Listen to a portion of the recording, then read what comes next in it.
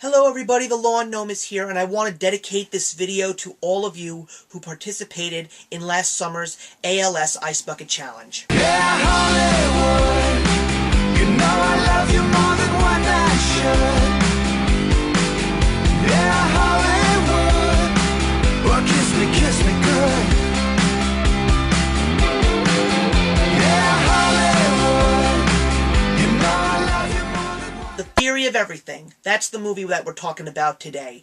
I was very upset when it first got released on November 7th and found out that it was only playing in select theaters and it wasn't in any select theater near me at all. So I was really upset over the fact that I had seen so many reviews from the YouTube community, and seeing the trailer itself, I just really wanted to see this film. So there's always something to be thankful for on Thanksgiving, and I was happy to know that The Theory of Everything got a wide release this holiday weekend. So I finally got to see the story of Stephen Hawking as told by his ex-wife based on her novel, and I have to say that everything that was said about this movie from the YouTube community and real critics alike, this really was one of the best movies of 2014, and it probably will end up winning the Best Picture award. Even if you are not a physicist or have no idea what physics is all about, you know who Stephen Hawking is. One of the most brilliant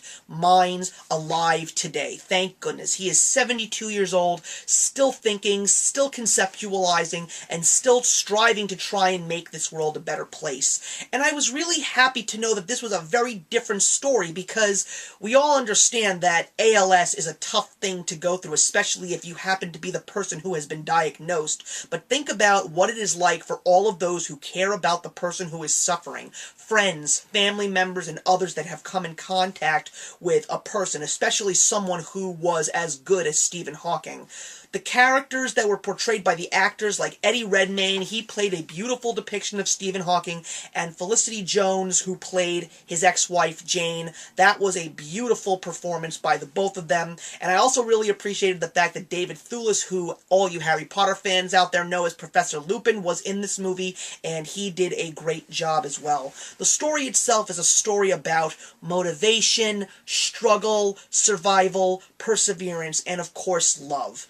Love is something that makes people do crazy things, whether it's jumping out of an airplane or still believing that even though a person that you truly care about may not be surviving after 2 years, you still want to marry that person and you still want to do the very best that you can to have a life with that person. And that is what Jane Hawking did. She chose to screw what everybody was saying because apparently Stephen Hawking had 2 years to live. Boy, were they wrong. They had a family together, and through trials and tribulations, and even though things ended up not going in the direction as planned, they both agreed that they lived a full and very happy life together.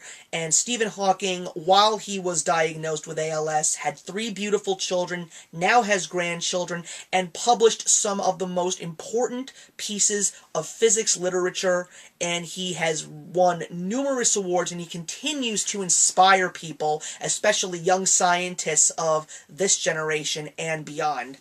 I truly adored this film. Everything about this movie was wonderful. Even though it was a very tough subject matter, it still made you feel hopeful. I had a smile on my face, especially with the fact that Stephen Hawking, even though he went through what he went through, he still managed to live his life and have a good sense of humor about it as well. He really happened to be a very funny guy. And why not? Look at what he's done in the past couple of years. He has appeared on The Simpsons numerous times as his voice, and he has also appeared on The Big Bang Theory, really having his battle of wits with Sheldon Cooper, which is a hysterical thing to see. I truly will recommend this movie to anybody. It really is a fantastic biopic story told from a different perspective, and it reminded me of a movie like Forrest Gump. That's the kind of feeling that I got when I was watching this movie. Someone who struggled, who still managed to live a full-on life and really do everything that he still or she still wanted to do, even though the odds were against them and people kept saying it's not something that can be done, and yet here we are. That's it. Here we are. It makes you feel happy for what you have, and it makes you feel happy knowing that you have people in your life, and that the people that you come in contact with, as long as you show that you are a good person, they will do whatever they can to make sure that you continue to live a happy life. The Theory of Everything is a wonderful movie. It may, in fact, be the best movie that I have seen this year. Granted, I have seen Gone Girl. It is a very different story, and there are still some movies that I truly believe that will be Oscar-worthy in the ceremonies coming soon. I don't know what my final decision on the best movie of 2014 will be, but I definitely say that this is one of them. The Theory of Everything gets 4 out of 4 from me.